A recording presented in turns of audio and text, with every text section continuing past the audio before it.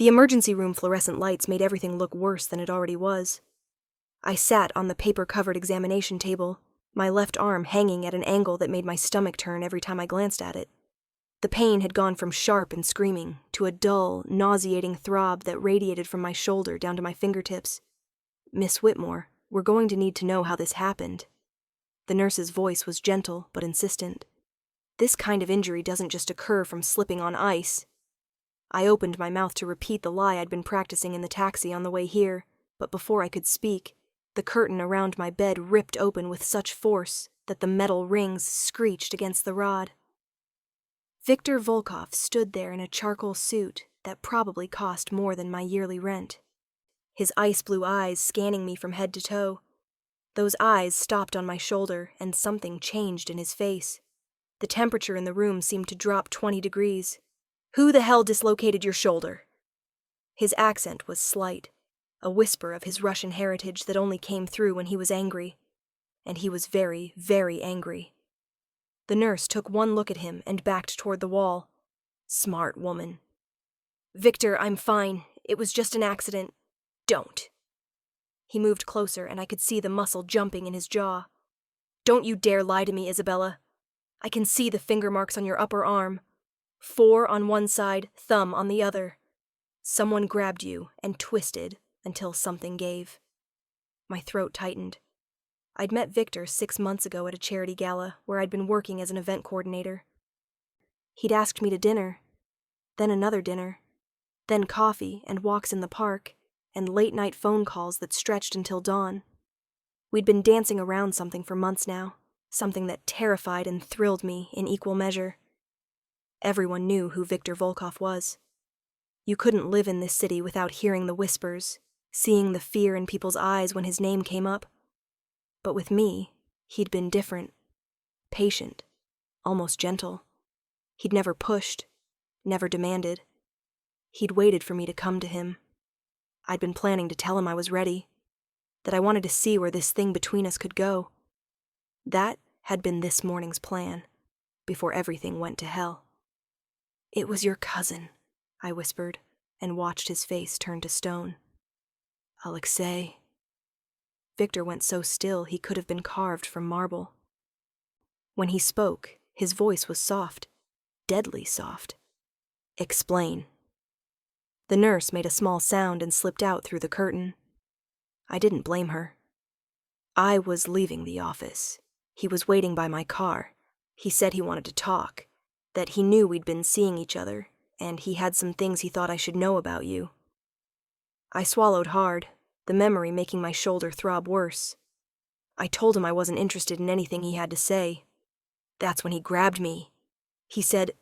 My voice broke. Victor's hand came up to cup my face, his thumb brushing away a tear I hadn't realized had fallen.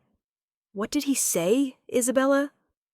"He said I was a naive little fool if I thought you saw me as anything more than a temporary amusement, that you'd throw me away the moment you got bored, just like you did with everyone else.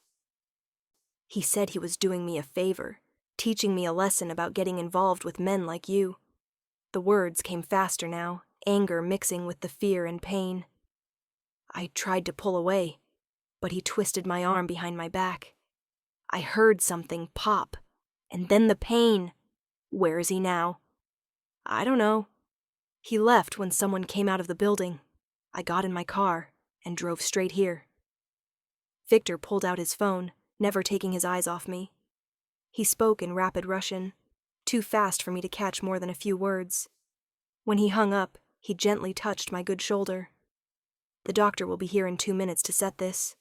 I've made sure of it. And then we're going to my penthouse." "Victor, no arguments, Isabella. You're not going back to your apartment. Not tonight." "Not until this is handled." A doctor appeared as if summoned by magic, accompanied by 2 nurses. Victor stepped back but didn't leave, his presence a solid wall of barely controlled fury behind me. They gave me something for the pain, and then came the moment I'd been dreading, the reduction. Even through the medication, the pain of having my shoulder manipulated back into place made me cry out. Victor's hand found mine, and I squeezed so hard I was probably leaving nail marks in his palm. He didn't flinch. When it was over, my arm secured in a sling, he helped me off the table as if I were made of spun glass. "Can you walk?" I nodded, though truthfully, I felt like I might throw up from the lingering pain and the medication making my head swim. His car was waiting at the emergency room entrance. A sleek, black sedan with windows tinted so dark they had to be illegal. Victor guided me into the back seat with a hand on my lower back, then slid in beside me. The driver pulled away from the curb without being told where to go. We rode in silence for several blocks before Victor spoke. "I need you to understand something, Isabella. What Alexei did tonight crossed a line that can't be uncrossed." I turned to look at him. In the passing streetlights, his profile was all sharp angles and harder edges. This was the man the city feared, and for the first time, I could see why. What does that mean? It means family only extends so far. It means there are rules even among people like us, and hurting someone under my protection breaks the most fundamental one. He finally looked at me, and the intensity in his gaze made my breath catch. "You are under my protection, Isabella. You have been since the moment I decided you were mine. I'm not a possession, Victor. No, you're not. You're something far more valuable. You're the woman I've spent 6 months trying not to fall in love with, because I knew the moment I admitted it, everything would change. You'd become a target, a weakness, something my enemies could use against me." His hand found mine again, his thumb tracing circles on my palm. "But Alexei just proved that keeping my distance didn't keep you safe. It only kept you isolated and vulnerable." My heart was pounding so hard, I could hear it in my ears. "You love me? Desperately, dangerously, in a way that makes me want to burn down the world for you." He leaned closer, his free hand coming up to cradle my face. "I've been trying to do the right thing. Give you space to decide if you could accept who I am and what I do. But I'm done being noble. I'm done pretending I could ever let you go." "I was coming to tell you yes," I whispered. "This morning, before Alexei. I was going to call you and say I didn't care about the rest of it, that I wanted to be with you anyway." Something blazed in his eyes. "Say it now." "I want to be with you, Victor. I want—" He kissed me then, and it was nothing like I'd imagined. 6 months of restraint and waiting and dancing around each other poured into that kiss. His hand tangled in my hair while his lips moved against mine with a hunger that made my toes curl. I tried to reach for him with both arms and gasped in pain as my injured shoulder protested. Victor pulled back immediately, his expression shifting from passion to concern. Carefully, "Malaya, we have time." The car pulled up to a high-rise building in the most expensive part of the city. Victor helped me out and kept me close as we crossed the lobby to a private elevator. The doorman and security guards all nodded respectfully, but I noticed how their eyes skipped over me, as if seeing me would somehow be dangerous to their health. The elevator opened directly into Victor's penthouse.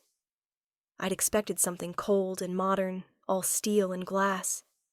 Instead, I found myself in a space filled with warm woods, leather furniture, and bookshelves that climbed to the ceiling. Floor-to-ceiling windows offered a view of the city that took my breath away. "You're surprised," Victor observed, shrugging out of his suit jacket. "I thought it would be different. More intimidating?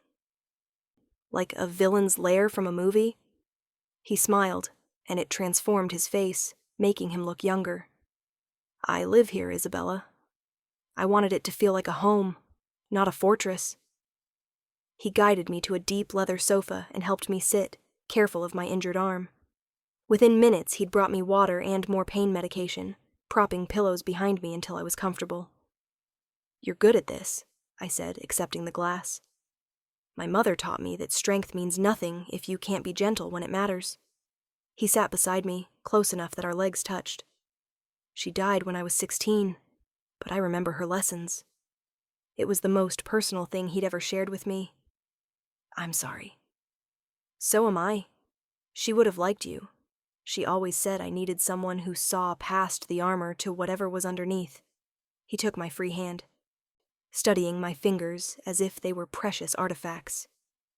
Isabella, I need to tell you what's going to happen now. You deserve to know. A chill ran down my spine. Okay. Alexei will disappear. Not because I'm going to kill him, though part of me wants to. His voice was matter-of-fact, as if we were discussing the weather. But because he's my father's sister's son, and I made a promise to my aunt before she died that I'd never spill her son's blood. So instead, he'll vanish. By dawn, he'll be on a plane to a very remote part of Russia, where he'll spend the rest of his life working in a factory I own, living in a small apartment, and regretting the moment he decided to put his hands on you. I should have been horrified. Maybe part of me was.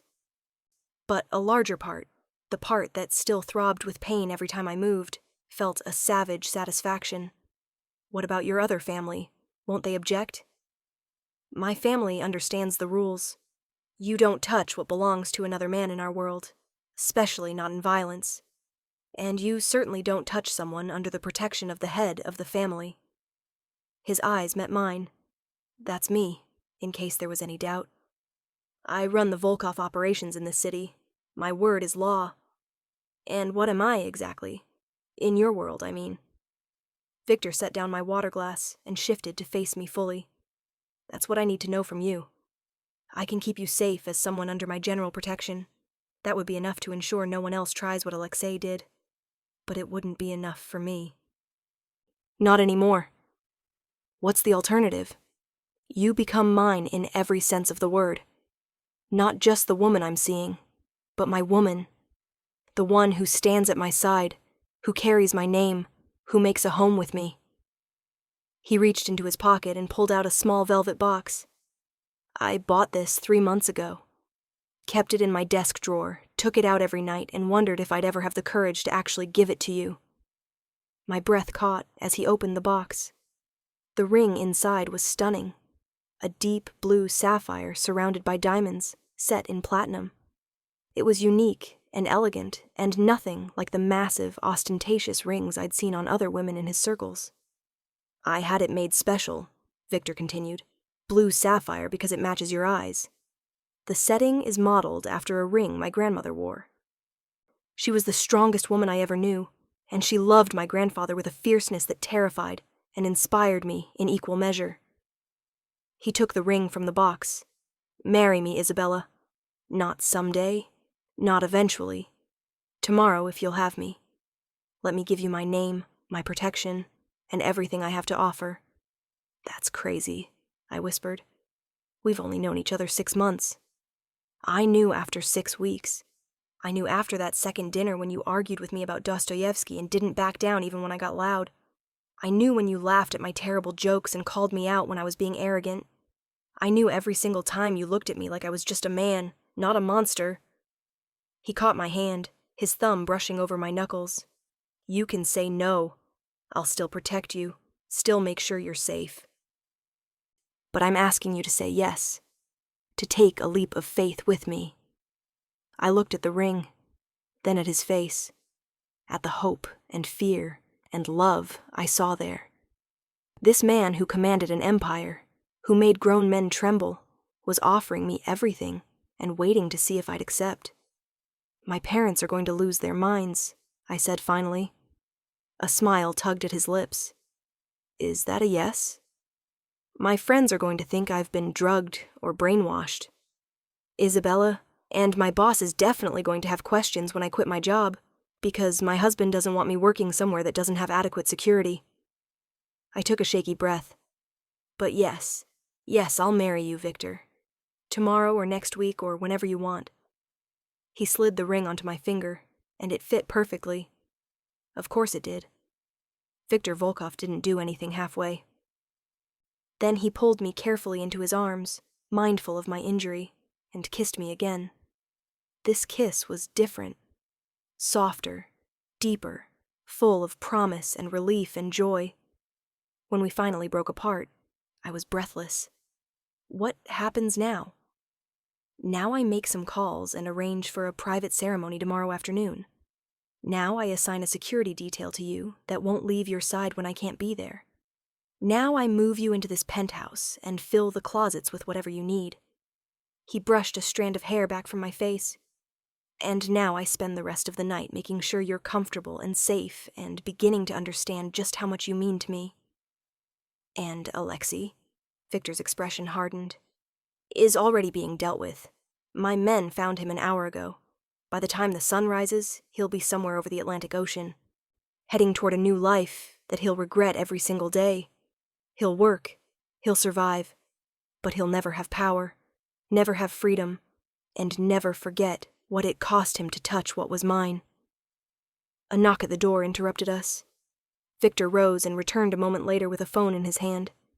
"It's your mother," he said, handing it to me. "You should call her. Tell her you're safe and that you're staying with me tonight. Tomorrow, we'll visit your parents together and explain everything. They don't even know I've been seeing you. Then it will be quite a conversation." His smile was wry. "But I've faced down armed men and hostile negotiations. I think I can handle meeting my future in-laws." I made the call, keeping the details vague, but assuring my mother I was fine, and with someone I trusted. She had questions, so many questions, but I promised to answer them all tomorrow and ended the call before she could protest further. Victor took the phone and set it aside, then settled back onto the sofa beside me. "Are you in pain? Do you need more medication?" "I'm okay. The medicine is helping." I leaned against him, careful of my shoulder, and let myself relax for the first time since Alexei had grabbed me in the parking lot. "Can I ask you something?" "Anything." "Are you scared of bringing me into your life like this?" He was quiet for a moment, terrified. "Every enemy I have will now see you as a potential target. Every decision I make will have to factor in your safety. Every time you're out of my sight, I'll wonder if someone is trying to use you against me." His arm tightened around me. "But I'm more scared of the alternative. Of losing you because I was too afraid to claim you. Of spending the rest of my life wondering what we could have been." "I'm scared too," I admitted. "Of this world I don't really understand. Of becoming someone different. Of disappointing you. You could never disappoint me, Malaya. And you won't become someone different. You'll just become more yourself, with the freedom and security to do whatever you want." He pressed a kiss to my temple. "I fell in love with exactly who you are. I don't want you to change." We sat there in comfortable silence, watching the city lights sparkle below us. I should have been thinking about everything that had happened, about how my life was about to change irrevocably. Instead, I found myself thinking about how right this felt. How Victor's presence beside me made me feel safer than I'd ever felt before. "Tell me about the wedding," I said finally. "What did you have in mind? Small? Private? Just immediate family and a few close friends? I have a judge who owes me a favor. He'll perform the ceremony. We can have it here, or at my estate outside the city, or anywhere else you want." He shifted to look at me. "But I want it soon, Isabella. I've waited 6 months to call you mine. I don't want to wait any longer than necessary." "Your estate?" "About an hour from here. 20 acres, most of it wooded. The house is old, needs some work, but it's quiet and secure. I thought maybe we could make it our real home. Keep this place for when we need to be in the city." He paused. "If you want. If you'd rather stay here or find somewhere else entirely, we'll do that instead. I'd like to see it. The estate, I mean. Tomorrow, after we visit your parents, I'll take you there and you can tell me what you think." His phone buzzed, and he glanced at it, his expression darkening briefly before clearing. "Alexei is in the air. It's done." Relief and guilt warred in my chest. I shouldn't be glad he's suffering. He made his choice when he grabbed you. Actions have consequences, especially in my world. Victor's voice was firm, but not unkind. "You didn't cause this, Isabella. He did.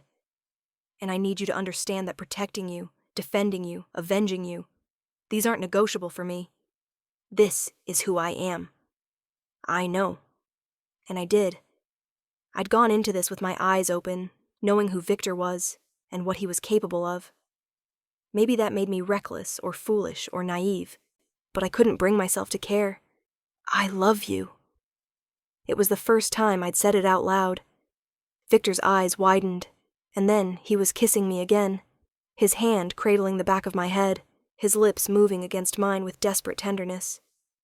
"Say it again," he murmured against my mouth. "I love you, Victor Volkov. I love you, and I'm going to marry you, and I'm not afraid. You should be. At least a little. Well, I'm not. Or maybe I am, but I'm doing this anyway." I pulled back to look at him. "We're doing this anyway." He rested his forehead against mine. "We're doing this anyway," he agreed. Together. The next morning I woke up in Victor's bed, still wearing the clothes from the previous night. He'd insisted I take the bedroom while he took the couch, despite my protests. My shoulder ached, but the sharp edge of the pain had dulled to something more manageable. I found him in the kitchen, wearing jeans and a simple black t-shirt that showed off his arms in ways his expensive suits never did. He was making coffee, and the domesticity of the scene made me smile. "Good morning," he said, looking up. "How's the shoulder?" "Sore, but better." I accepted the coffee he handed me. "Did you sleep at all?" "A little. I had things to arrange." He gestured to the dining table where I could see papers and file folders. "Your security detail starts today. I've also taken the liberty of having some clothes and necessities delivered for you. They should arrive within the hour. You work fast. When I want something, I don't waste time." He moved closer, his hand coming up to cup my face. "Today we tell your parents. Tomorrow we get married. And every day after that, I wake up knowing you're mine. That's worth moving heaven and earth for." My parents took the news about as well as could be expected. My mother cried. My father demanded to speak with Victor privately. When they emerged from my father's study 20 minutes later, my father looked shaken, but resigned, and Victor looked satisfied. "What did you say to him?" I asked later, as we drove toward Victor's estate. "I told him the truth, that I love you more than anything in this world, that I'll spend every day making sure you're happy and safe, that I'll give you everything you want and protect you from everything that could hurt you." He glanced at me. "And I told him that if he tries to talk you out of this, I'll bury him in evidence of every shady business deal he's ever made. Victor, I'm joking, mostly." His smile was unrepentant. "Your father is a good man. He just needed to understand that this is happening, and that fighting it will only make everyone miserable. By the end of our conversation, I think he realized I'm serious about taking care of you." The estate was beautiful. The house was indeed old, a sprawling stone manor that looked like something out of a Gothic novel. But the grounds were stunning. Rolling hills, dense woods, and gardens that must have been spectacular in spring and summer. "It needs work," Victor said as we walked through the rooms. "New kitchen, updated bathrooms, probably a complete renovation of the 3rd floor. But the bones are good, and it's private, secure. A place where we could raise a family, if that's something you want someday." I turned to look at him. "You've thought about that? About children?" "I've thought about everything with you. Every possible future, every scenario, every dream." He pulled me close, mindful of my shoulder. "I want it all, Isabella. Marriage, home, children, growing old together. I want to give you the life you deserve." What if the life I deserve is just you? Exactly as we are right now? Then that's what you'll have. Everything else is just extra. He kissed my forehead. "Come on, let me show you the master bedroom. It has a balcony that overlooks the gardens." The wedding happened the next afternoon in Victor's penthouse, with the city spread out beneath us like a glittering promise. My parents came, along with my sister and my best friend, both of whom had required lengthy explanations and had shown up looking vaguely shell-shocked. Victor's side was smaller. His second in command, a woman named Katya, who looked like she could kill someone with her pinky finger, and an older man he introduced as his uncle Mikhail. The judge performed the ceremony in front of the windows, with the sunset painting the sky in shades of gold and crimson. I wore a simple white dress that Victor had somehow procured overnight, and he wore a navy suit that made his eyes look like chips of ice. When the judge asked if anyone objected, there was a weighted silence. My father shifted in his seat, and Victor's hand tightened fractionally on mine, but no one spoke. "I do," I said when prompted, my voice steady and clear. I do, Victor echoed, and the words sounded like a vow and a promise and a declaration of war all at once. The judge pronounced us married, and Victor kissed me like he was claiming me in front of everyone who mattered. When we broke apart, I saw my mother dabbing at her eyes, my sister grinning despite herself, and Katya nodding in what might have been approval. The reception was small and elegant, catered food and champagne and toasts that ranged from heartfelt to vaguely threatening. Uncle Mikhail pulled me aside at one point and studied me with sharp eyes. You love him? He asked in accented English. Yes. Good. He needs someone who sees him as a man, not just as the boss. He patted my good shoulder gently. Welcome to the family, Isabella Volkova. You'll do well. As the evening wore on and the guests gradually departed, I found myself standing at the windows with Victor, his arm around my waist, my head on his shoulder. How are you feeling? He asked. Like my life just completely changed. Regrets? Not even one. I turned to look up at him. This is insane, you know. Getting married after 6 months to a man who runs a criminal empire. Completely insane, he agreed cheerfully. But you said yes anyway. I did. And I'd do it again. I kissed him softly. I love you, Victor. My husband. I love you, Isabella. My wife. He deepened the kiss, his hand tangling in my hair. And I promise you, Milaya, you'll never regret taking this leap with me. I'll spend every day proving you made the right choice. Somewhere over the Atlantic Ocean, Alexei Volkov was discovering what it meant to cross Victor Volkov. But here, in this penthouse, wrapped in my husband's arms and wearing his ring on my finger, I felt nothing but joy. The city glittered below us, full of danger and darkness and secrets. But up here, in this moment, there was only love and promise, and the beginning of a life I never could have imagined. And it was absolutely perfect. 3 weeks into our marriage, I was beginning to understand what it meant to be Victor Volkov's wife. The security detail he'd promised wasn't just a driver and a bodyguard.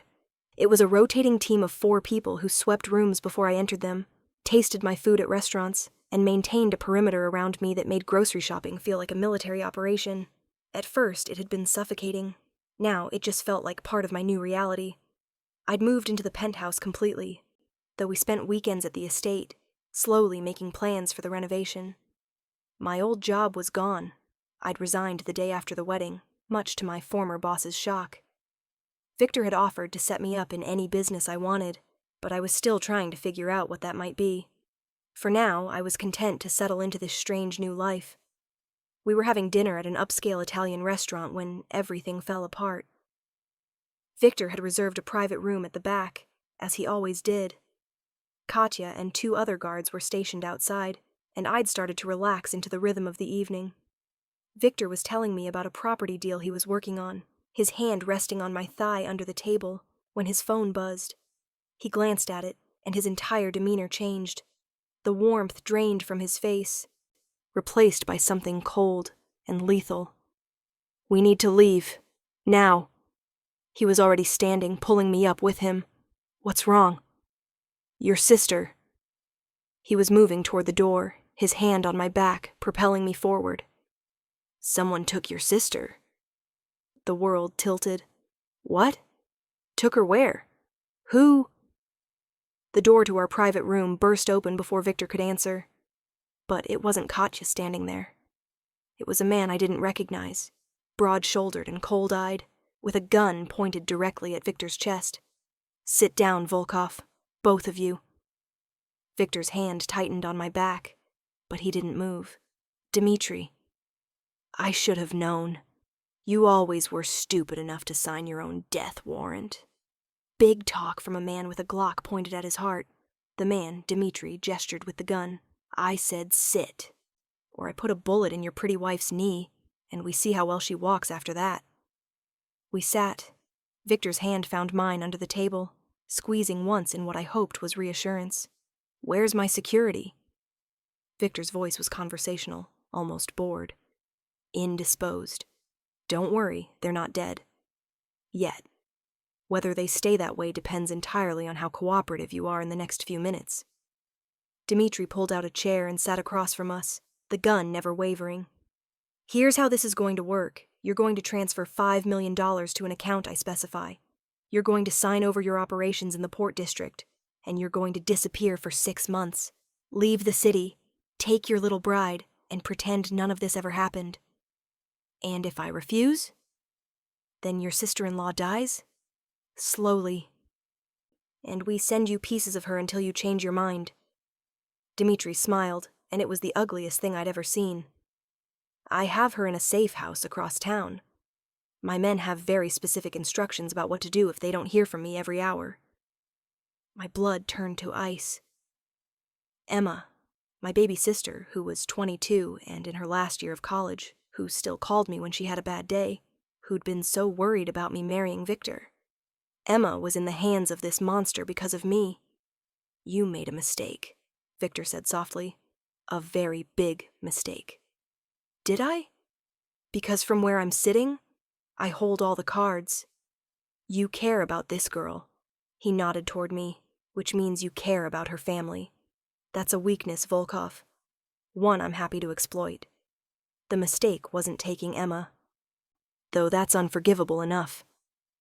Victor leaned back in his chair, and somehow he looked relaxed. Comfortable. Like we were discussing the weather instead of my sister's kidnapping. The mistake was thinking you could walk out of this room alive. Dimitri's smile faltered. I have a gun. You have one gun. I have 40 men surrounding this building. Did you really think I'd come to a public restaurant without backup, you fool? The moment you walked through that door, they were mobilized. Right now, they're tracing your phone to find your safe house. And in about 30 seconds, you're going to tell me exactly where Emma is, or I'm going to make you wish you'd never been born. You're bluffing. Victor pulled out his own phone with his free hand and turned the screen toward Dimitri. On it was a live feed of what looked like security camera footage. I could see our building entrance, and surrounding it were men in tactical gear. So many men. I don't bluff, not about business, and certainly not about my wife or her family. Victor set the phone down. Last chance. Where is she? Dimitri's hand trembled on the gun. You can't. There are rules. Rules? Victor laughed, and it was a terrible sound. You kidnapped an innocent woman. You threatened my wife.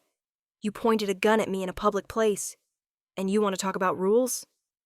He stood slowly, his movements controlled and precise. The only rule that matters now is mine. Tell me where Emma is, or I'll have my men tear this city apart brick by brick until we find her. And then I'll make sure you live just long enough to see what I do to everyone you've ever cared about. I'd never seen this side of Victor. This was the man who ran an empire, who made hardened criminals fear him, who could order terrible things with a word. And strangely, instead of being frightened, I felt safer. Because this man, this terrifying force of nature, was mine. And he was using all that power to protect my family. Warehouse on Pier 17, Dimitri choked out. But if you kill me, my men. Your men are already dead or in custody. Did you think I wouldn't have people tracking you the moment you became a problem? Victor made a gesture, and the door opened. Katya stood there, a bruise blooming on her cheek but very much alive, with 3 armed men behind her. Take him. Get everything he knows. Then make sure he understands what happens to people who threaten my family. Katya hauled Dimitri out of his chair. As they dragged him toward the door, Victor called out, "Wait!" They stopped. Victor walked over to Dimitri and leaned in close, speaking in a voice I could barely hear. You could have come at me directly, challenged my territory, tried to take my operations, even put a bullet in my back. I would have respected that. But you went after an innocent woman to get to me. You made this personal. So when you're wherever Katya sends you, and you're spending the rest of your very long life regretting this night, remember, you did this to yourself. They took Dimitri away. Victor was already on his phone, barking orders in Russian. Then he turned to me, and his expression softened. We're going to get her back. I promise you. Isabella, your sister will be safe. How did you know? About the warehouse? I've had Dimitri under surveillance for 3 weeks. He's been making moves against my operations, testing boundaries. I was waiting to see how far he'd go before I dealt with him. His jaw tightened. I didn't think he'd be insane enough to go after you or your family. That's on me. I should have ended this sooner. We were moving now, out of the restaurant and into the waiting car. The security detail surrounded us, and I noticed Katya had a split lip to go with her bruise. Are you okay? I asked her. She gave me a fierce grin. Takes more than a sucker punch to put me down, Mrs. Volkov. Your sister will be fine. The boss doesn't fail. The drive to Pier 17 took 15 minutes that felt like 15 hours. Victor held my hand the entire time, his thumb rubbing circles on my palm. He was on his phone constantly, coordinating with his men, getting updates, planning the extraction. How many men does he have guarding her? I asked. Had. By now, my team should have neutralized most of them. This will be quick and clean. He looked at me, and there was something haunted in his eyes. I need you to stay in the car when we arrive. Katya will stay with you.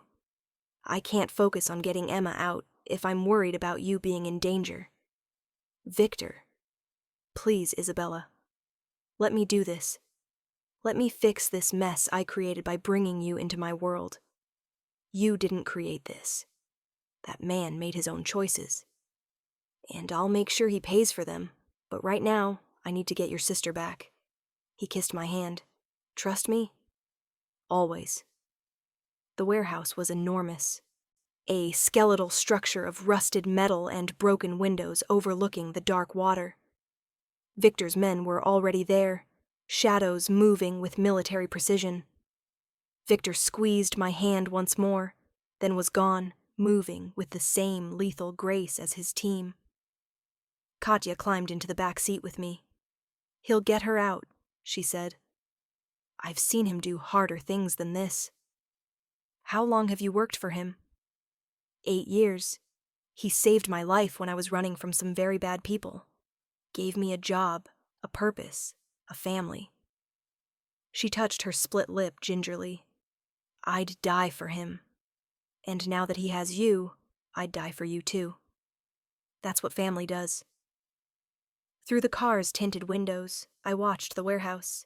There were no gunshots, no shouting, just an eerie silence that stretched on until I wanted to scream. Then Victor emerged, and he was carrying someone. Emma. My sister was conscious, her arms wrapped around Victor's neck, her face buried against his shoulder. She looked terrified, but unhurt. I was out of the car before Katya could stop me, running toward them despite my healing shoulder protesting the movement. Victor saw me coming and lowered Emma to her feet just as I reached them. Emma, oh God, Emma! I pulled her into my arms and she burst into tears. I'm okay, Izzy, I'm okay. They didn't hurt me. They just kept asking questions about you and Victor and I didn't know what to say. She was shaking, the words tumbling out between sobs. Victor's hand came to rest on my back. Let's get her out of here. We can debrief later. Right now, she needs somewhere safe and quiet. We brought Emma back to the penthouse. Victor had a doctor waiting, the same one who'd treated my shoulder, who examined Emma thoroughly and declared her physically unharmed, if severely shaken. We set her up in one of the guest rooms, and I sat with her while she calmed down, holding her hand and stroking her hair like I used to do when we were kids, and she had nightmares. I'm so sorry, I whispered. This is my fault. If I hadn't married Victor, don't. Emma sat up, her eyes red-rimmed but fierce. Don't you dare apologize for being happy. Those men made their choice. You didn't kidnap me. They did. She wiped at her eyes. And Victor got me out. He didn't have to do that. He could have just paid them off or negotiated or whatever. But he came himself. He carried me out of there and kept telling me I was safe now, that he had me, that he'd never let anyone hurt his family. You're my family. That makes you his family too. I know. I get it now. She managed a watery smile. I was so worried about you marrying him. But the way he looked at you when you ran up to us... Izzy, I've never seen anyone look at another person like that. Like you're his entire world. Victor appeared in the doorway. I'm sorry to interrupt.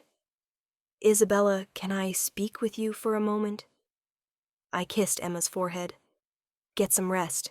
We'll be right outside if you need anything. In the hallway, Victor pulled me into his arms, careful of my shoulder as always. She's really okay? Shaken, but okay, thanks to you. I looked up at him. What happened to Dimitri? He's being transported to a facility I own in the mountains. He'll spend the rest of his life there, working in the mines. It's hard labor, cold, isolated, and he'll have plenty of time to think about his choices.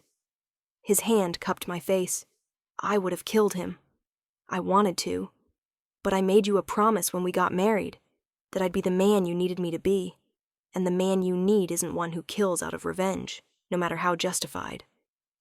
I love you, I said, and meant it with everything in me. I love who you are, Victor. All of you. Even the parts that scare me a little. You should be scared. This life, it's dangerous. Tonight proved that. Tonight proved that you'll move heaven and earth to protect the people you love. That's not something to be afraid of. That's something to be grateful for. I rose on my tiptoes and kissed him. We're going to be okay. All of us. Because we have you. He kissed me back, deep and thorough, pouring all his relief and fear and love into it. When we broke apart, he rested his forehead against mine. I called your parents. They're coming over in the morning to see Emma, and I've arranged for round-the-clock security for them and your sister. No one will ever use your family against me again. Against us, I corrected. We're in this together, remember? Together, he agreed. For the rest of our lives. The next morning, Emma sat with our parents in Victor's living room, all of us drinking coffee and trying to process everything that had happened. My father looked 10 years older. My mother couldn't stop touching Emma as if to reassure herself she was real, and Emma was pale but composed. I want to understand, my father said finally, looking at Victor. I want to understand how you could let this happen to my daughter. Dad, I started, but Victor held up a hand. He's right to ask, and he deserves an answer. Victor sat forward, his elbows on his knees, his gaze steady on my father. I made enemies long before I met Isabella. Those enemies saw her as a weakness, and they were right. I love your daughter more than my own life, and that makes her, and by extension, all of you, vulnerable to people who want to hurt me. What happened to Emma is unforgivable, and it's my responsibility to make sure it never happens again. And how exactly do you plan to do that? My father's voice was hard. By making it abundantly clear what happens to anyone who threatens my family. By ensuring that every person in this city knows that touching any of you is signing their own death warrant. By being so terrifying that even thinking about using you against me becomes unthinkable. Victor's expression was granite. I can't change what I am or what I do, but I can make you all safer than you've ever been. Starting now, all of you have security details. Your homes will be upgraded with the latest security systems, and anyone who even looks at you wrong will answer to me. My mother spoke up, her voice trembling. Is this what our lives are going to be like from now on? Always looking over our shoulders? Always afraid? No, Victor said firmly. This was an anomaly. A desperate move by a desperate man who's now paying for his choices. Word will spread about what happened to him, and people will remember. He looked at each of them in turn. I won't lie to you. There's always risk in my world. But I will do everything in my power to minimize that risk for your family, because they're my family now too. Emma surprised everyone by speaking up. I don't blame you, Victor. Or Izzy. Those men who took me, they made their choice. And honestly, she looked at our parents. I felt safer with Victor and his people than I ever did with campus security. He didn't just send someone to get me. He came himself. He carried me out of there and made sure I was okay. That means something. My father studied Victor for a long moment, then sighed. I don't like this. Any of this. But I can see that you love my daughter, and that you're willing to protect my family. I suppose that's going to have to be enough. It's more than enough, my mother added quietly. Thank you, Victor, for bringing Emma home safe. After my parents left with Emma, who'd agreed to stay with them for a few days while she recovered, Victor and I stood at the windows, watching the city wake up. Your father hates me, Victor observed. He doesn't hate you. He's just scared, and he's not wrong to be. Are you scared? I thought about it, really thought about it. Sometimes, but not of you. Never of you. I'm scared of losing you, or losing the people I love because of the choices we've made. But I'm not scared enough to walk away. This is my life now. Our life. And I choose it. I choose you. Victor turned me to face him, his hands gentle on my shoulders. I'm going to spend every day making sure you never regret that choice. I promise you, Isabella, this life we're building together will be worth every moment of fear, every sacrifice, every hard decision. I'll give you everything I have and more. You already have, I said softly. You gave me yourself. That's more than enough. He kissed me then, sweet and slow, a promise and a vow and a declaration all wrapped into one perfect moment. Outside, the city sprawled beneath us, full of danger and darkness and uncertainty.